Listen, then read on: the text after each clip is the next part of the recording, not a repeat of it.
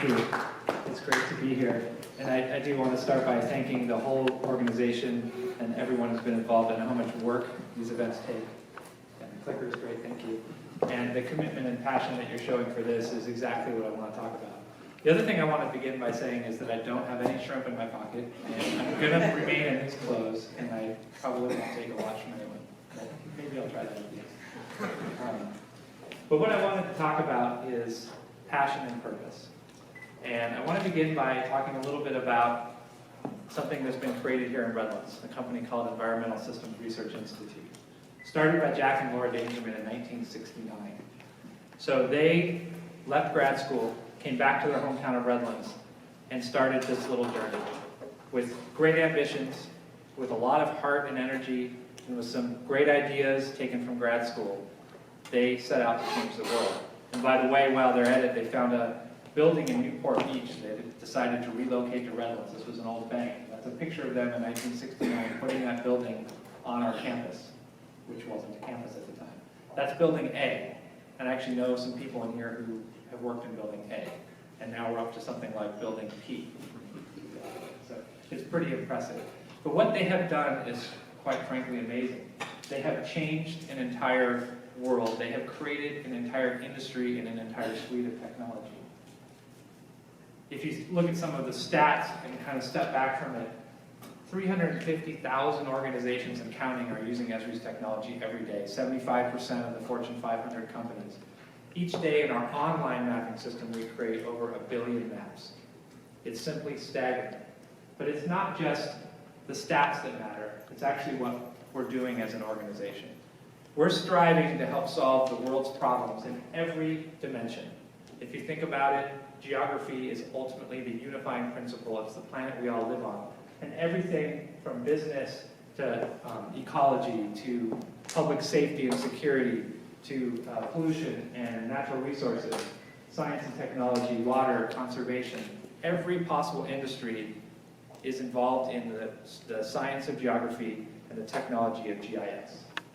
And the journey for many of us at the company has been remarkable because we've been participating in these life-changing events, whether we're contributing to the company by working on the accounting or whether we're in the field doing the work. For me, I've been involved in several things, from the 9/11 response in New York City to the efforts to prepare for some of the global war on terrorism that followed, to just this last year as we supported American Red Cross in Houston. We had staff on the ground ensuring that our technology worked as the Red Cross did everything from flood prediction to understand where shelters should be closed or opened and who to get out of harm's way, to field damage collection, watching Twitter responses on maps to figure out where people were trapped because there was no other information flowing. It was simply amazing to see the impacts this technology that Jack and Laura created is having on the world. We believe strongly that geography, GIS, and the technology of it is more important than ever, creating a platform of understanding. And Jack was relaying to some of us the other day that he had a chance to meet President Obama a few years ago, and the president came up and said to him, "Oh, I know who you are. You're the guy that owns that software company that all the maps I look at every day from all the agencies is made with." In other words, ESRI technology is creating the maps that run the world. Now, this isn't about ESRI. This is about what we can learn from it. So I want to move on and talk about what it's meant to all of us working there and what we can learn from this experience. So of course the company is about serving users. That's been the principle. But it's also about creating an impact on the world and creating a great place for people to do their life's work. No matter what someone does at the company, they're contributing to this larger purpose. And at the same time, we operate every day with very strong business fundamentals so that we can sustain what we've done for the first 50 years for another 50 years. It's created a lasting place for so many of us to do our life's work, and it's been really important. So what does that mean for you? What can we learn from this? Well, I want to talk about this in two dimensions, as you saw from the title, passion and purpose. So let's talk a little bit about passion.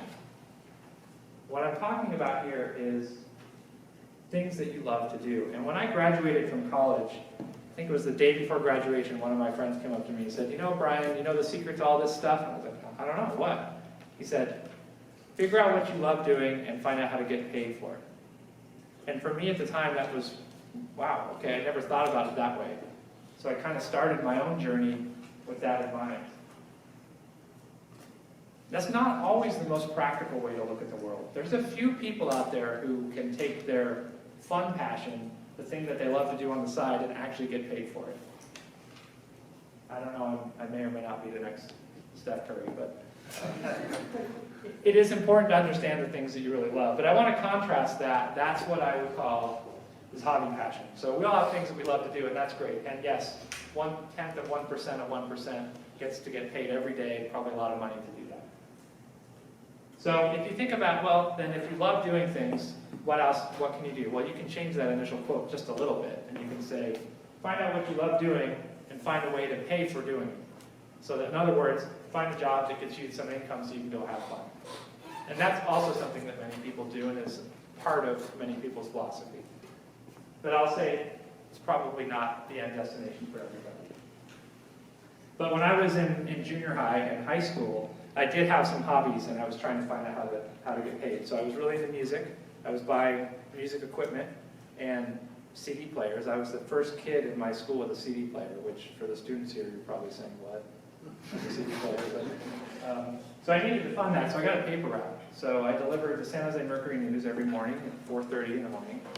And I started to learn some things about myself from that. So first, I learned that I actually really liked making the spreadsheets to track the money more than I liked just about anything else, especially more than getting it at 4:30.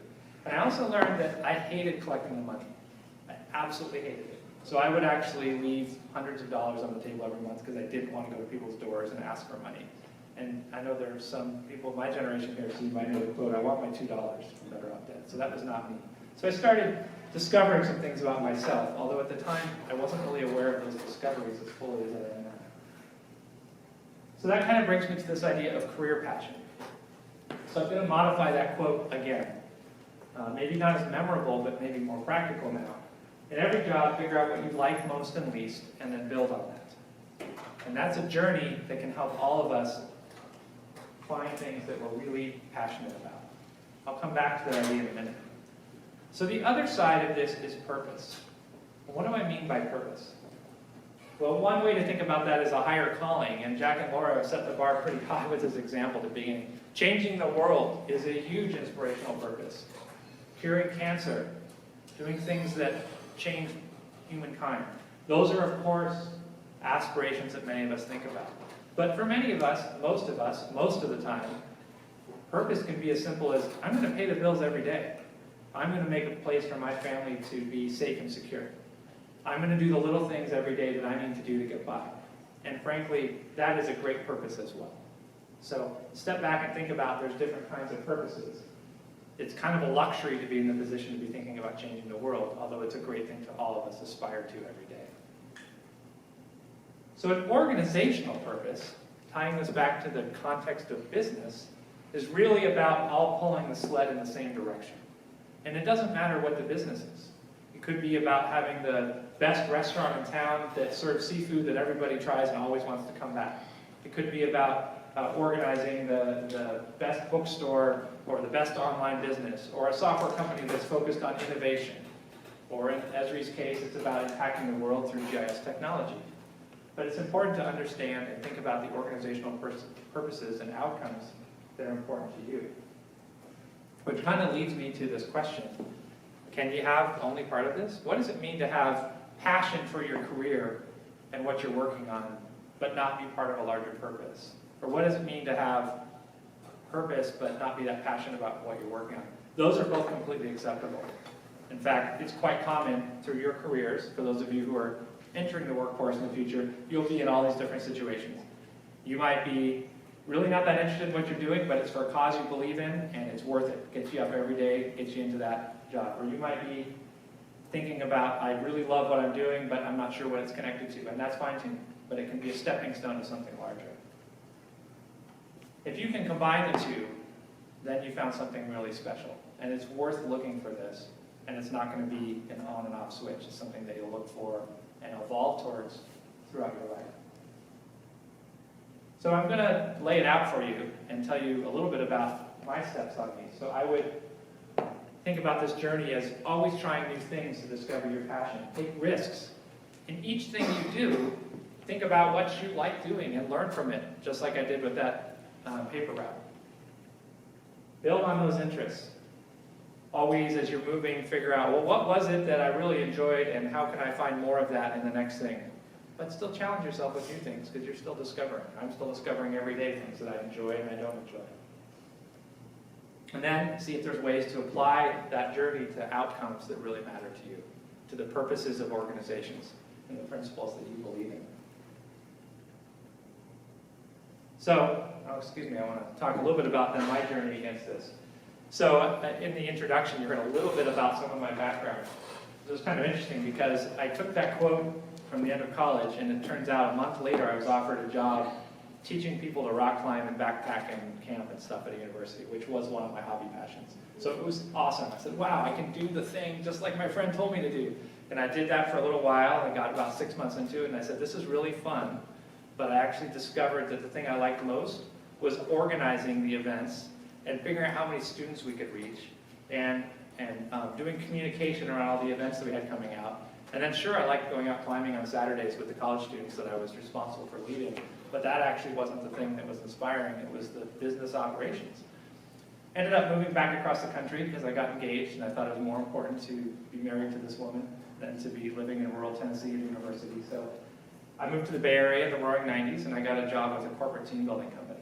So I had the chance to work with high-tech companies and I was building ropes courses and taking executives through the ropes courses. And in each one of those experiences, I was meeting these high-tech software companies saying, that's pretty interesting what they're doing. I am from sort of the Silicon Valley and software is kind of where I want to be. So I learned a little bit, I learned a lot more about myself there and I won't get into all of it. And then I had the chance to come back to Southern California and got into higher education. And in that, I started working with the business school at UCLA and learning a lot about aspects of business. And I learned very quickly that I was most interested in strategy and organizational leadership. So one day I ran into this ESRI company and I heard that, wait, there's maps, which has always been interesting to me at an academic level, and then high-tech software, and they needed people to organize and manage things. So I kind of said, wait a minute, these are all the things in my journey that I've been aspiring to do. That was about my personal passion. What I didn't know and lucked into was that ESRI was a company with a much bigger purpose. I discovered that when I arrived, and I frankly hit the jackpot to be lucky. So this isn't about me, but I'm just reflecting on my journey, and I was thinking about it for this talk. If you can kind of think about that in every step that you take, there's something that you can take away from everything you do, then you can go on the same kind of journey. So my challenge to you is to find that passion. Always explore and incrementally hone in on those personal passions at a career level. And my double challenge, the bonus, is if you're a leader, create an organization with purpose. Because if you can create an organization with purpose that other people can belong to, then you've really created something special and meaningful. Thank you for the opportunity to talk with you all.